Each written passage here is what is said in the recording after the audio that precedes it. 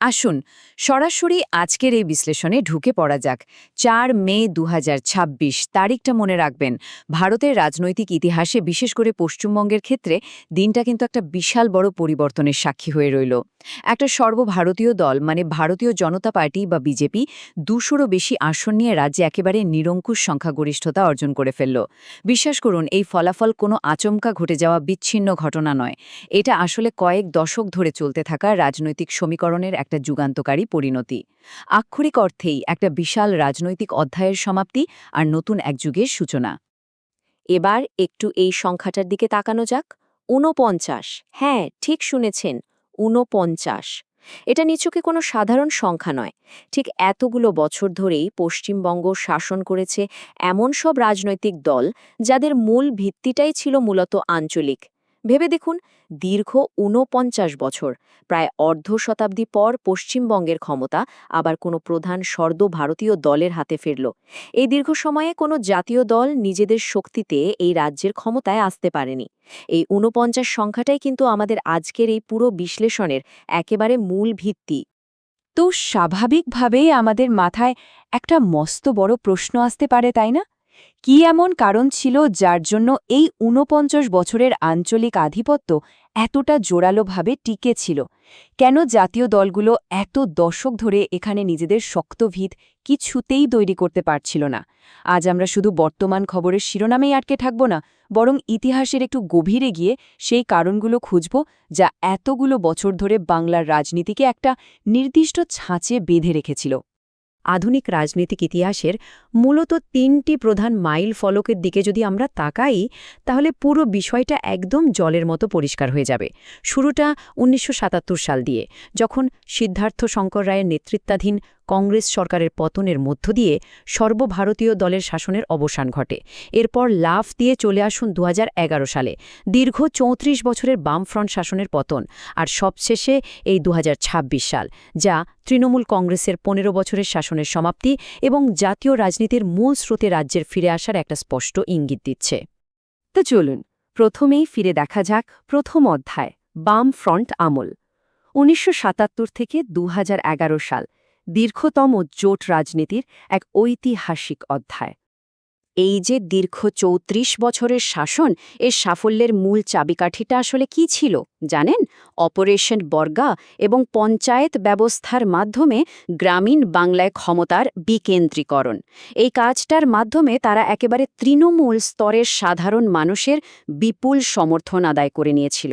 কিন্তু মুদ্রার তো আরেকটা পিঠও থাকে, তাই না? পরবর্তীকালে বিশেষ করে সিঙ্গুর ও নন্দীগ্রাম আন্দোলনের সময় কৃষি আর শিল্পনীতির মধ্যে একটা বিশাল আদর্শগত দ্বন্দ্ব তৈরি হয়ে যায়। আর এই দ্বন্দ্বটাই ওই দীর্ঘস্থায়ী জোটের ভিত একেবারে ভেতর থেকে নাড়িয়ে দেয়, যার সরাসরি প্রভাব আমরা দেখতে পেয়েছিলাম তাদের ভোট বাক্সে। এরপরই আমরা প্রবেশ করছি দ্বিতীয় অধ্যায়, তৃণমূল কংগ্রেস আমল, ২০১১ থেকে ২০২৬ সাল, রাজ্যে আঞ্চলিক শক্তির এক নিরঙ্কুশ উত্থান। দেখুন, তৃণমূল কংগ্রেসের পুরো রাজনীতিটাই মূলত আবর্তিত হয়েছে তাদের মা মাটি মানুষ স্লোগানকে কেন্দ্র করে। এই স্লোগানটা বাংলার মানুষের নিজস্ব আবেগকে প্রবলভাবে ছুঁয়ে গিয়েছিল। এই ১৫ বছরে জাতীয় কোনো ইস্যুর চেয়ে রাজ্যের নিজস্ব জনকল্যাণমূলক প্রকল্পগুলো, যেমন ধরুন কন্যাশ্রী বা লক্ষ্মীর ভাণ্ডার, এগুলো অনেক বেশি প্রাধান্য পায়। তবে নিজস্ব এজেন্ডা বাস্তবায়ন করতে গিয়ে কেন্দ্রের সাথে রাজ্যের একটা তীব্র রাজনৈতিক সংঘাত কিন্তু তখন প্রায় রোজকার ঘটনায় পরিণত হয়েছিল। আর এই বিষয়টা ভারতের ফেডারেল কাঠামোকেও এক নতুন মাত্রা দিয়েছিল। এবার আসা যাক আমাদের তৃতীয় অধ্যায়ে, ঠিক কোথায় লুকিয়েছিল এই আঞ্চলিক আধিপত্যের শিকড়।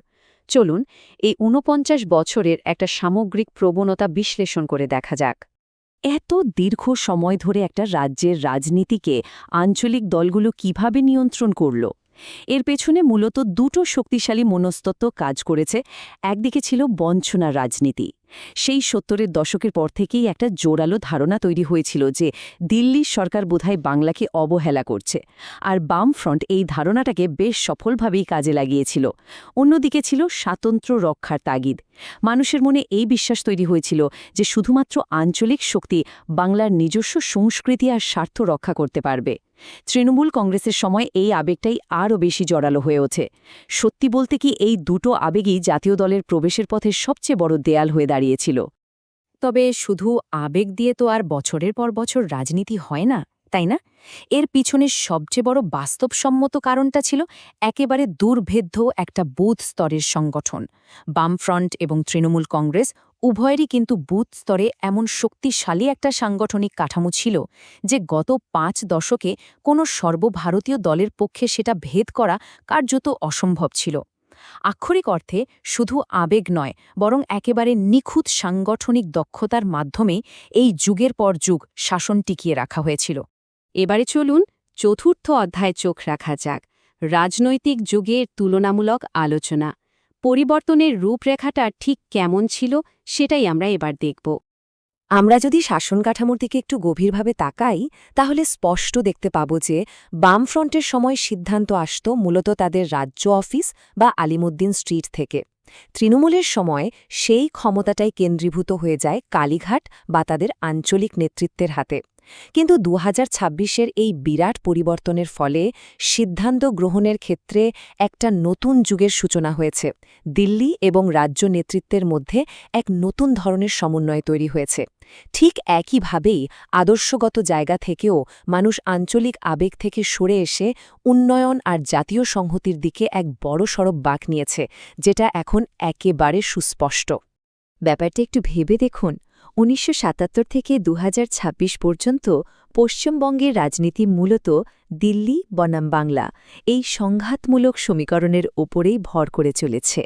কিন্তু 2026-এর ফলাফল একেবারে হাতে নাতে প্রমাণ করে দিল যে সাধারণ মানুষ এখন আর শুধু আঞ্চলিক আবেগের মধ্যে আটকে থাকতে চাইছেন না, বরং তারা জাতীয় মূল স্রোতের উন্নয়নের সাথে নিজেদের সরাসরি যুক্ত করতে চাইছেন।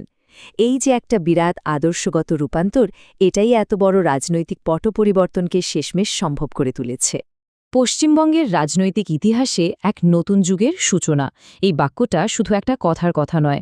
2026 সালের মে মাসের এই ফলাফল শুধুমাত্র একটা সরকার পরিবর্তনের ঘটনা নয়, বরং এটা হলো একটা রাজ্যের প্রায় অর্ধ শতাব্দী প্রাচীন রাজনৈতিক সংস্কৃতির পুরনো খোলস ছেড়ে একেবারে জাতীয় প্রেক্ষাপটে পুনরায় অবতীর্ণ হওয়ার এক বিশাল ঐতিহাসিক দৃষ্টান্ত, একটা যুগান্তকারী মুহূর্ত। তাহলে এই যে আঞ্চলিকতা থেকে একেবারে জাতীয় মূল স্রোতে একটা ঐতিহাসিক অন্তর্ভুক্তি ঘটল, তা আগামী 50 বছরে পশ্চিমবঙ্গের সাংস্কৃতিক এবং রাজনৈতিক পরিচয়কে ঠিক কীভাবে নতুনভাবে সংজ্ঞায়িত করবে।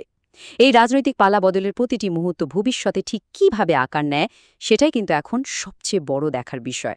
আজকের এই বিশ্লেষণ আমাদের এখানেই শেষ হচ্ছে, তবে এই রাজনৈতিক বিবর্তন নিয়ে চিন্তাভাবনা করার রসদ কিন্তু থেকেই গেল।